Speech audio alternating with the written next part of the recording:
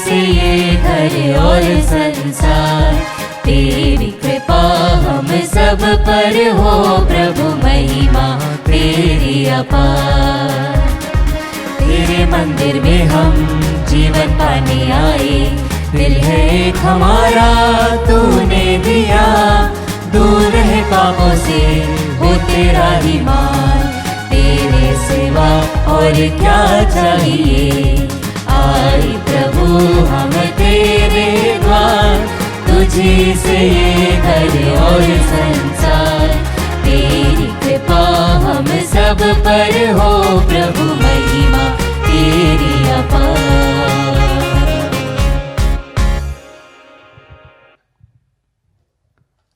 पिता और पुत्र और पवित्र आत्मा के नाम पर आमीन। हमारे प्रभु यीशु ख्रिस्त की कृपा, ईश्वर का प्रेम और पवित्र आत्मा का साहचर्य आप सभी को प्राप्त हो और आपकी आत्मा के साथ। ख्रिस्त में प्रिय भाई और बहनों, आइए हम बड़े ही कृतज्ञ भाव से प्रभु के इस वेदी के पास आए, अपने सभी जरूरतों, मन्नतों और प्रार्थनाओं को इस वेदी पर चढ़ाए।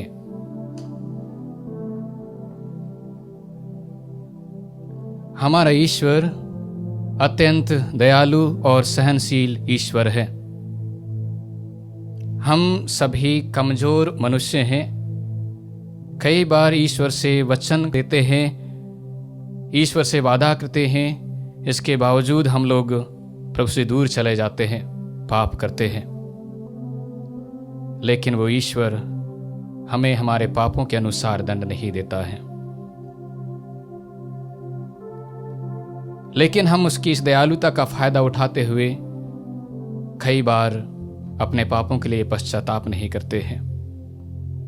आइए हम थोड़ी देर मौन हो जाए, अपने द्वारा किए गए सभी पापों और गलतियों के लिए ईश्वर से क्षमा मांगे, ताकि यह पवित्र बलि चढ़ाने के योग्य बन जाए। हम सब मिलकर बोलें, हे भाई और बहनों, मैं सर्वशक्तिमान ईश्वर और आप लोगों के सामने स्वीकार करता हूँ कि मैंने मन, वचन और कर्म से तथा अपना कर्तव्य पूरा न करने से, अपने कसूर से, अपने भारी कसूर से घोर पाप किया है। इसलिए मैं नित्य कुंवारी धन्य मरियम से, सब स्वर्गदूतों, संतों और आप लोगों से, हे भाई और बहनों, विनती करती हूँ कि आप लोग मेरे लिए प्रभु ईश्वर से प्रार्थना करें। सर्वशक्तिमान ईश्वर हम लोगों पर दया करे और हमारे पाप क्षमा कर हमें अनंत जीवन प्रदान करे। आमीन। हे प्रभु दया कर, हे प्रभु दया कर, हे क्रिस्त दया कर, हे क्रिस्त दया कर, हे प्रभु दया कर। हे प्रभु दया कर। हम प्रार्थना करें।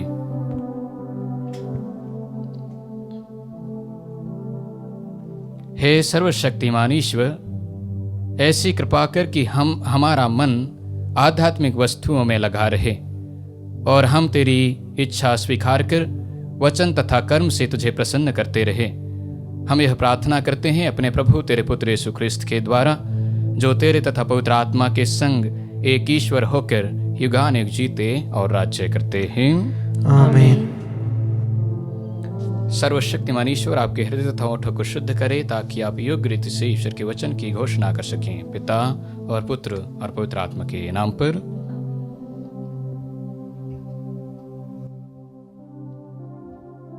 पहला पाठ प्रवक्ता ग्रंथ अध्याय 5 वचन संख्या 1 से 8। अपनी धन संपत्ति पर भरोसा मत रखो और यह मत कहो, मुझे किसी बात की कमी नहीं। प्रबल नैसर्गिक प्रवृत्तियों से हार कर अपने हृदय की वासनाओं को पूरा मत करो। यह मत कहो, मुझ पर किसी का अधिकार नहीं, क्योंकि प्रभु तुम्हें अवश्य दंड देगा। यह मत कहो, मैंने पाप किया तो मेरा क्या बिगड़ा, क्योंकि प्रभु बड़ा सहनशील है। क्षमा पाने की आशा में पाप पर पाप मत करते रहो। यह मत कहो, उसकी दया असीम है, वह मेरे असंख्य पाप क्षमा करेगा, क्योंकि दया के अतिरिक्त उसमें क्रोध भी है और उसका कोप पापियों पर भड़क उठता है। प्रभु के पास शीघ्र ही लौट आओ, दिन पर दिन उसमें विलंब मत करो, क्योंकि प्रभु का क्रोध अचानक भड़क उठेगा। दंड के दिन तुम्हारा विनाश होगा। पाप की कमाई पर भरोसा मत रखो। विपत्ति के दिन इससे तुम्हें कोई लाभ नहीं होगा। प्रभु की वाणी। ईश्वर को धन्यवाद। भजन अनुवाक्य। प्रभु पर भरोसा रखने वाला धन्य है। प्रभु पर भरोसा रखने वाला धन्य है। धन्य है वह मनुष्य जो दुष्टों की सलाह नहीं मानता, जो पापियों के मार्ग पर नहीं चलता और अधर्मियों के साथ नहीं बैठता, जो प्रभु का नियम हृदय से चाहता और रात दिन उसका मनन करता है। अनुवाक्य। प्रभु पर भरोसा रखने वाला धन्य है। वह उस वृक्ष के सदृश है जो जल स्रोत के पास लगाया गया, जो समय पर फल देता और जिसके पत्ते कभी मुरझाते नहीं। वह मनुष्य अपने सब कामों में सफल हो जाता है। अनुवाक्य। प्रभु पर भरोसा रखने वाला धन्य है। दुष्ट लोग ऐसे नहीं होते। वे तो पवन द्वारा छितराई भूसी के सदृश है। प्रभु धर्मियों के मार्ग की रक्षा करता, किंतु दुष्टों का मार्ग विनाश की ओर ले जाता है। अनुवाक्य। प्रभु पर भरोसा रखने वाला धन्य है। जय घोष। हालेलुया। ईश्वर का संदेश मनुष्य का नहीं, बल्कि जैसा कि वह वास्तव में है, ईश्वर का वचन समझकर स्वीकार करें। हालेलुया।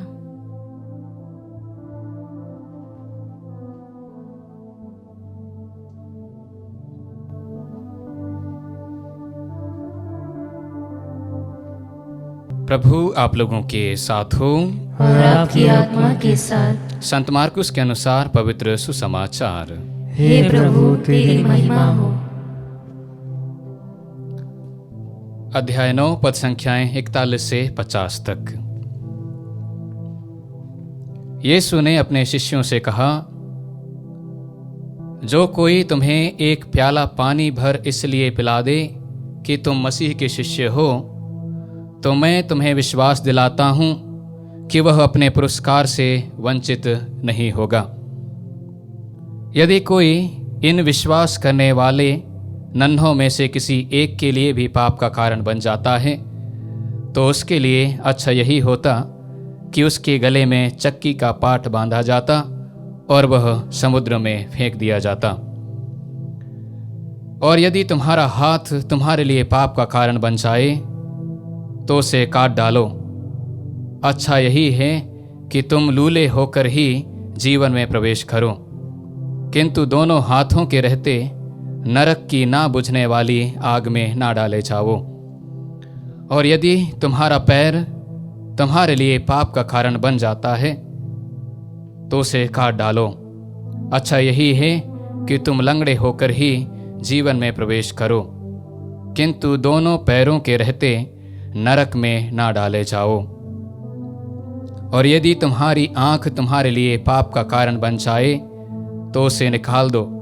अच्छा यही है कि तुम काने होकर ही ईश्वर के राज्य में प्रवेश करो, किंतु दोनों आंखों के रहते नरक में ना डाले जाओ, जहां उनमें पड़ा हुआ कीड़ा नहीं मरता और आग नहीं बुझती, क्योंकि हर व्यक्ति आग रूपी नमक द्वारा संरक्षित किया जाएगा। नमक अच्छी चीज है, किंतु यदि वह फीका पड़ जाए तो तुम उसे किससे छौंकोगे? अपने में नमक बनाए रखो और आपस में मेल रखो।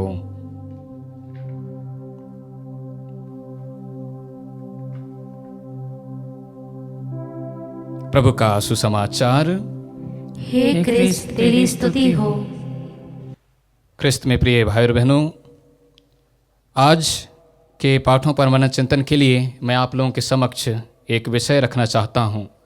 वो है पाप से नाता तोड़ो, ईश्वर से नाता जोड़ो।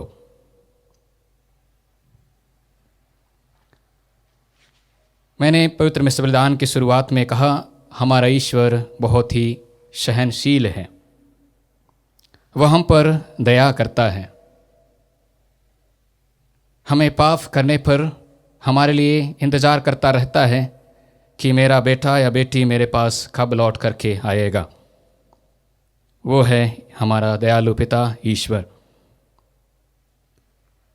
ईश्वर के पास क्षमा है, सहनशीलता है, साथ ही ईश्वर में क्रोध भी है। इसमें आश्चर्य करने की बात नहीं है, हम इसको समझने की कोशिश करेंगे। ईश्वर बहुत ही सहनशील है, जैसा कि आज के पहले पाठ में हमें पढ़कर सुनाया गया। इसका मतलब ये भी नहीं कि ईश्वर सहनशील है, हमें दंड नहीं देता है, हमें माफ़ करता है, हमें क्षमा करता है, ये सोच करके हम पाप के ऊपर पाप करते ना जाएं। हम मनुष्यों की एक बहुत बड़ी कमजोरी है, हम लोग पाप करने के बाद टालते रहते हैं, ये बोलकर कि मैं तो अभी बच्चा हूँ, गलतियाँ होंगे। उसके बाद हम थोड़े बड़े हो जाते हैं, हम सोचते हैं मैं तो अभी बालक हूँ, गलतियाँ होंगे। उसके बाद हम थोड़े बड़े हो जाते हैं, हम सोचने लगते हैं मैं तो अभी युवा हूँ, ये मौज मस्ती करने का समय है, गलतियाँ होंगे। इसके बाद हम लोग वयस्क हो जाते हैं, शादियाँ हो जाती हैं और हम वृद्ध हो जाते हैं। हम सोचते हैं वृद्ध हो जाने पर समय आएगा, हम पवित्र मिस्र बलिदान में भाग लेने के लिए जाएंगे, प्रार्थना करेंगे, पापों के लिए ईश्वर से क्षमा मांगेंगे। लेकिन मैं कहना चाहता हूँ, जब कभी मुझे लगता है कि मैंने पाप किया है, हमें तुरंत पाप स्वीकार करने के लिए जाना चाहिए, क्योंकि मुझे ये नहीं पता कि कब मेरा समय आएगा इस दुनिया से जाने का, और क्षमा करने के लिए, पश्चाताप करने के लिए मेरे पास समय नहीं रहेगा। मैं उस समय ईश्वर से नहीं बोल सकता, ईश्वर मुझे थोड़ा समय चाहिए अपने पापों के लिए पश्चाताप करने के लिए, ना। दूसरी बात, ईश्वर में क्रोध भी है, ईश्वर क्रोध करता है। हम क्रोध करते हैं, लेकिन हम कभी कभी इसमें अंतर नहीं जानते हैं। जब हम क्रोध करते हैं, हमें गुस्सा आता है, एक नेचुरल भावना है, लेकिन हमें दो बातों को याद रखना चाहिए। क्रोध में हम लोग रिएक्ट करते हैं, प्रतिक्रिया देते हैं। क्रोध के समय हम रिस्पॉन्ड भी कर सकते हैं। रिएक्शन नकारात्मक है, लेकिन रिस्पॉन्ड जब हम करते हैं, जवाब जब देते हैं, हम लोग सोच समझ करके लोगों को, गुस्सा को काबू में रख करके लोगों को समझाते हैं, बताते हैं कि बेटा बेटी ये गलत है। ये है ईश्वर का क्रोध और ईश्वर की दयालुता। आज के सुसमाचार में हमें बताया गया है कि हमारा कोई भी अंग, हमारी आँख, हमारे कान, हमारे पाँव, हमारे हाथ हमारे लिए पाप का कारण ना बने। हमें हमारे अंदर और हम में, हर इंसान में 5 इंद्रियां हैं और बहुत सारे अंग हैं। हम इन इंद्रियों के द्वारा, अर्थात अपने सेंसेस और अपने अंगों के द्वारा हम लोग कई बार पाप करते हैं। स्तोत्रकार अध्याय 101 पद संख्या 3 में कहते हैं, मैं अपने आँखों के सामने ऐसी कुछ भी चीज़ नहीं रखूँगा जो पथभ्रष्ट है, जो मुझे पाप करने के लिए पाप की ओर ले जाता है। कहा जाता है हमारी आँख पाप के लिए एक दरवाजे का काम करता है। अगर हम अपने आँखों को पाप करने के लिए हमेशा खुला रखेंगे तो हमारा पूरा शरीर पाप में होगा। लेकिन जब हम प्रभु की ज्योति में चलेंगे, जैसा कि प्रभु यीशु ने कहा है, अगर तुम्हारी आँख अच्छा है तो तुम्हारा सारा शरीर प्रकाशमय होगा, ज्योतिर्मय होगा। अगर आज के सुसमाचार को हम देखेंगे तो हमें पता चलेगा कि बहुत ही ये कठोर शब्द हैं, कारण कि हम अपने अंगों के द्वारा जरूर पाप करते हैं। हमारी आँख पाप करता है। अगर ऐसा होता कि हम हमारी आँख को निकाल दें, हमारे हाथ को काट दें, हमारे पैर को काट दें, तो हमारे पास ऐसे बहुत से लोग रहेंगे जो अंधे होंगे, लूले होंगे, लंगड़े होंगे। इसका मतलब ये नहीं, हम इसे लिटरली नहीं ले सकते हैं, बल्कि कहने का मतलब है पूर्ण रूप से हमारा संपर्क पाप के साथ तोड़ना। इसलिए मैंने कहा, पाप से नाता तोड़ो और ईश्वर से नाता जोड़ो। रोमियो को लिखते हुए संत पौलुस हमें बताते हैं अध्याय 6 पद संख्या 13 से आगे में, आप अपने अंगों को अधर्म के साधन बनने के लिए पाप को अर्पित नहीं करें। आप अपने को मृतकों में से पुनर्जीवित समझकर ईश्वर के प्रति अर्पित करें और अपने अंगों को धार्मिकता के साधन बनने के लिए ईश्वर को सौंप दें। ख्रिस्त में प्रिय भाई और बहनों, संत पौलुस हमें कुरिन्थियों को लिखते हुए पहले पत्र अध्याय 3 पद संख्या 16, अध्याय 6 पद संख्या 18 में याद दिलाते हैं कि क्या आप लोग नहीं जानते कि आपका शरीर पवित्र आत्मा का मंदिर है। इसलिए हम में से कोई भी इंसान ये नहीं कह सकता कि मैं अपने अंगों के द्वारा पाप करूं। न, हम अपने शरीर में प्रभु की महिमा प्रकट करने के लिए बुलाए गए हैं। हम अपने अंगों के द्वारा ईश्वर की महिमा प्रकट करने के लिए बुलाए गए हैं। इसलिए अगर मेरे आँख, मेरे कान, मेरे हाथ, मेरे पाँव मेरे लिए पाप का कारण बनते हैं तो बेहतर यही होगा कि मैं इन्हें रोकूं। Total and complete stoppage. आइए हम इस कृपा के लिए प्रभु से प्रार्थना करें कि प्रभु हमें ऐसी शक्ति और सामर्थ्य प्रदान करे कि हम इन सब के द्वारा प्रभु की महिमा कर सकें।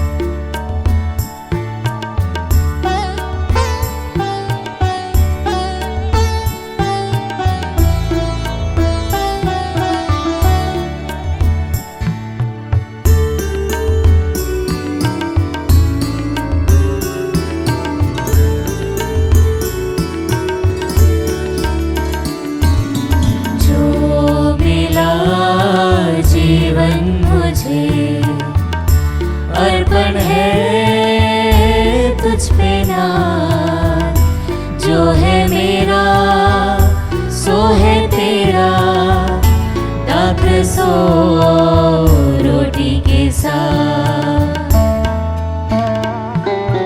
ये जो है मेरा मन, कर दो इसे पावन। इस पे पड़े तेरी छाया, सुंदर बने जीवन। जो मिला जीवन मुझे, अर्पण है तुझ पे नाथ। जो है मेरा सो है तेरा, दाखरस सो रोटी के साथ।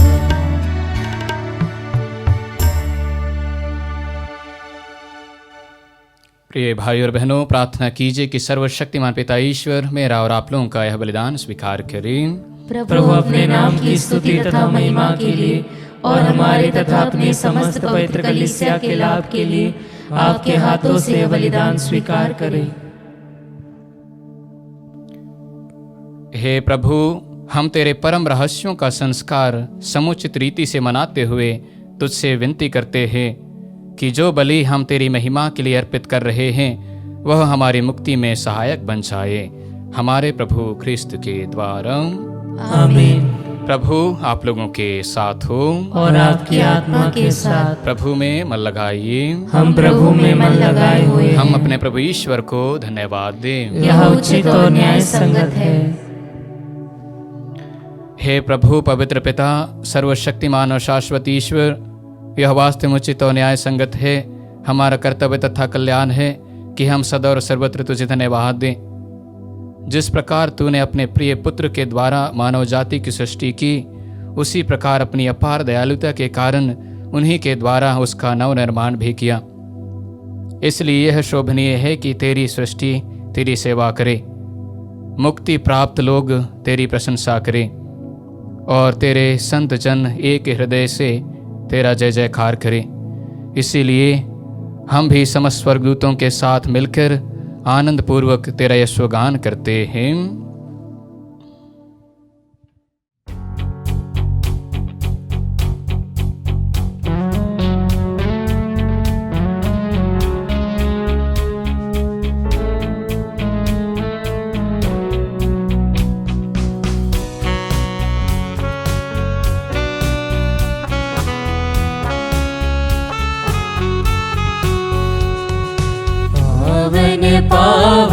पावन ईश्वर, पावन पावन पावन ईश्वर।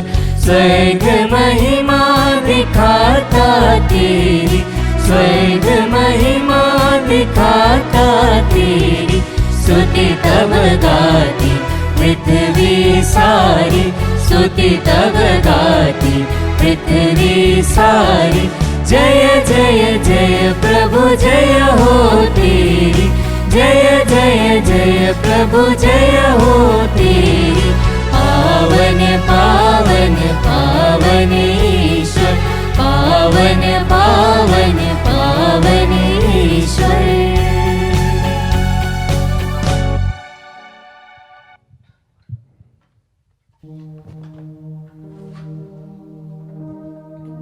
हे प्रभु, तू वास्तव में पवित्र है, सारी पवित्रता का स्रोत है।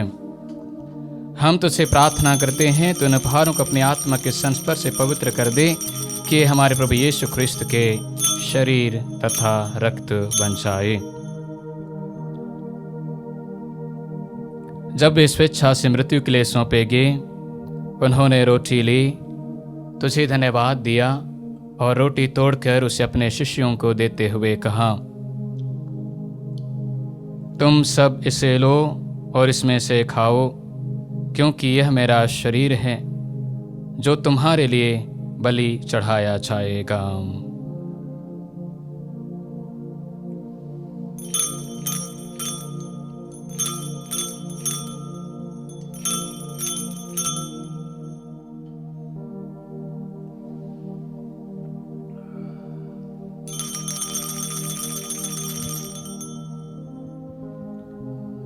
इसी भांति भोजन के बाद उन्होंने कटोरा लिया, तुझे धन्यवाद दिया और उसे अपने शिष्यों को देते हुए कहा, तुम सब इसे लो और इसमें से पियो, क्योंकि यह मेरे रक्त का कटोरा है, नवीन और अनंत व्यवस्थान का रक्त, जो तुम्हारे और बहुतों के पापों की क्षमा के लिए बहाया जाएगा।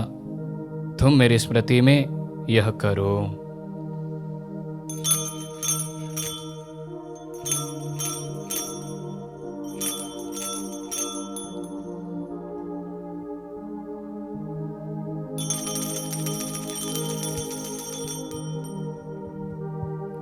विश्वास का रहस्य।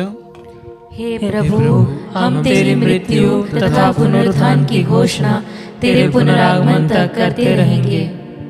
इसलिए हे प्रभु, हम ख्रिस्त की मृत्यु और पुनरुत्थान की स्मृति में तुझे जीवन की रोटी और मुक्ति का कटोरा चढ़ाते हैं। हम तुझे धन्यवाद देते हैं कि तूने हमें अपने सम्मुख उपस्थित होने और अपनी सेवा करने का सौभाग्य प्रदान किया है। हमारा नम्र निवेदन है कि हम सब ख्रिस्त का शरीर और रक्त ग्रहण करके पवित्र आत्मा के द्वारा एकता के सूत्र में बंधे रहे। हे प्रभु, हमारे संत पिता फ्रांसिस, हमारे धर्माध्यक्ष थॉमस मैथ्यू और सभी याजकों के साथ विश्व भर में फैली अपनी कलीसिया की सुधि ले तथा इसे प्रेम में सिद्ध बना दे। हमारे उन भाई बहनों की भी सुधि ले जो पुनरुत्थान की आशा में परलोक सिधार चुके हैं। उन्हें और सभी मृतकों को अपने दर्शन का सौभाग्य प्रदान कर हम सब पर दया दृष्टि डाल कि हम भी अनंत जीवन के सहभागी बने और ईश्वर की माता धन्य कुमारी मरियम, उनके वर धन्य योसेफ, धन्य प्रेरितों तथा सब संतों के साथ जो युग युग में तेरे प्रति विश्वस्त बने रहे, तेरी स्तुति और महिमा कर सके, तेरे पुत्र यीशु क्रिस्त के द्वारा।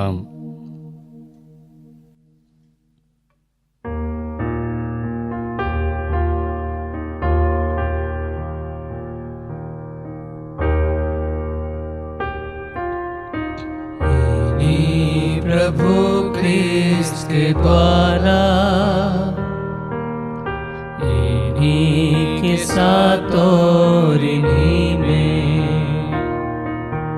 हे सर्वशक्तिमान पिता ईश्वर, पवित्र आत्मा के साथ सारा सम्मान युगानुयुग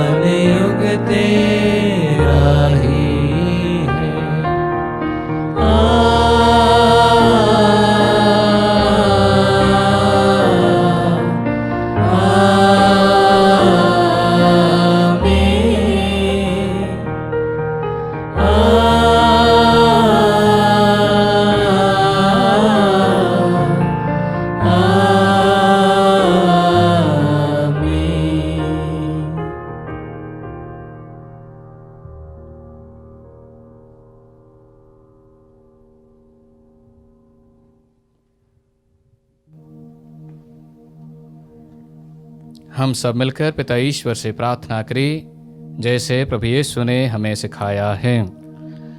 हे हमारे पिता, तू जो स्वर्ग में है, तेरा नाम पवित्र माना जाए, तेरा राज्य आए, तेरी इच्छा जैसे स्वर्ग में वैसे पृथ्वी पर भी पूरी हो। हमारा प्रतिदिन का आहार आज हमें दे, और हमारे अपराध में क्षमा कर, जैसे हम भी अपने अपराधियों को क्षमा करते हैं, और हमें परीक्षा में न डाल, परंतु बुराई से बचा। हे प्रभु, हम तुझसे प्रार्थना करते हैं, सभी बुराइयों से हमें बचा और इस जीवन में हमें कृपा पूर्वक शांति प्रदान कर। हम तेरी दया से सदा पाप से दूर और हर विपत्ति से सुरक्षित रहे, और उस दिन की प्रतीक्षा करते रहे जब हमारे मुक्तिदाता यीशु ख्रिस्त फिर आकर हमारी धन्य आशा पूरी करेंगे। क्योंकि तेरा राज्य, तेरा सामर्थ्य और तेरी महिमा अनंत काल तक बनी रहती है। हे प्रभु यीशु ख्रिस्त, तूने अपने प्रेरितों से कहा है, मैं तुम्हारे लिए शांति छोड़ जाता हूँ, अपनी शांति तुम्हें प्रदान करता हूँ। तो हमारे पापों पर नहीं, अपनी कलीसिया के विश्वास पर दृष्टि डाल और कृपा पूर्वक उसे शांति तथा एकता प्रदान कर। तो युगानुयुग जीता और राज्य करता है। आमीन। प्रभु की शांति सदा आप लोगों के साथ हो, और आपकी आत्मा के साथ। परस्पर शांति अभिवादन कीजिए। हे ईश्वर के मेमने, तू संसार के पाप हर लेता है, हम पर दया कर। हे ईश्वर के मेमने, तू संसार के पाप हर लेता है, हम पर दया कर। हे ईश्वर के मेमने, तू संसार के पाप हर लेता है, हमें शांति प्रदान कर।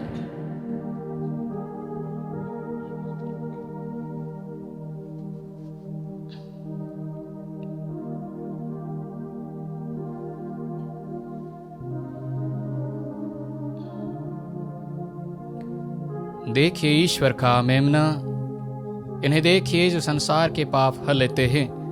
धन्य है वे जो मेमने के भोज में बुलाए गए हैं। हे प्रभु, मैं इस योग्य नहीं हूँ कि तू मेरे यहाँ आए, किंतु एक ही शब्द कह दे और मेरी आत्मा चंगी हो जाएगी।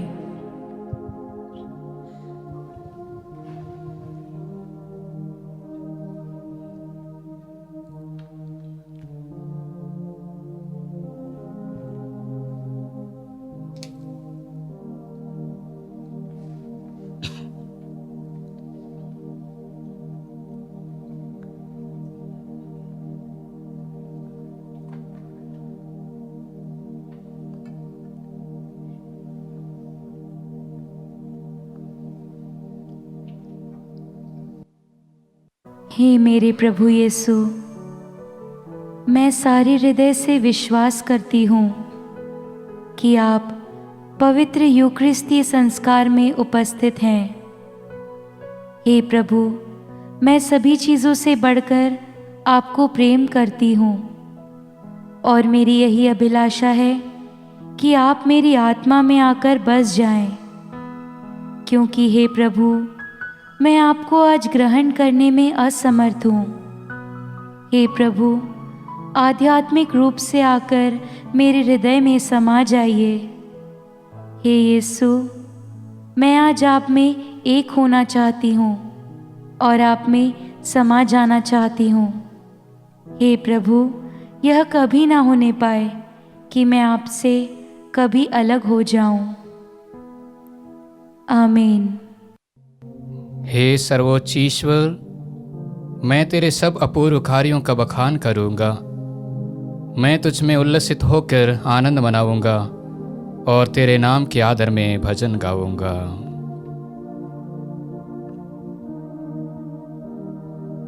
हम प्रार्थना करें। हे सर्वशक्तिमान ईश्वर, हमने जिस मुक्ति कार्य की स्मृति संस्कार में मनाई है, उसका फल हमारे दैनिक जीवन में प्रकट हो जाए और परलोक में उसकी पूर्णता हमें आनंदित करे। यह प्रार्थना स्वीकार कर हमारे प्रभु ख्रिस्त के द्वारा। आमीन। प्रभु आप लोगों के साथ हो और आपकी आत्मा के साथ। सर्वशक्तिमान ईश्वर पिता और पुत्र और पवित्र आत्मा आप सबों को आशीर्वाद प्रदान करें। आमीन। हम सब विदा लें, प्रभु के प्रेम में जीवन बिताएं। ईश्वर को धन्यवाद।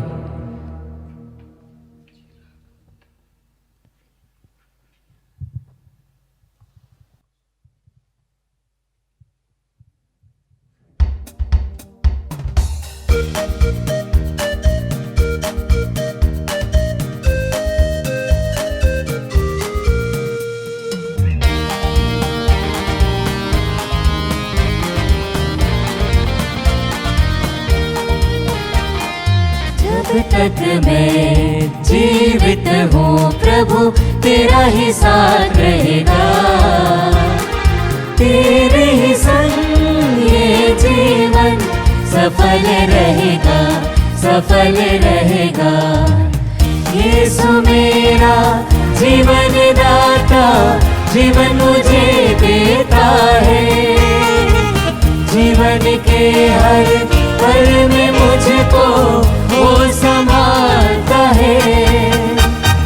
जब तक मैं जीवित हूँ प्रभु तेरा ही साथ रहेगा, तेरे ही संग ये जीवन सफल रहेगा, सफल रहेगा।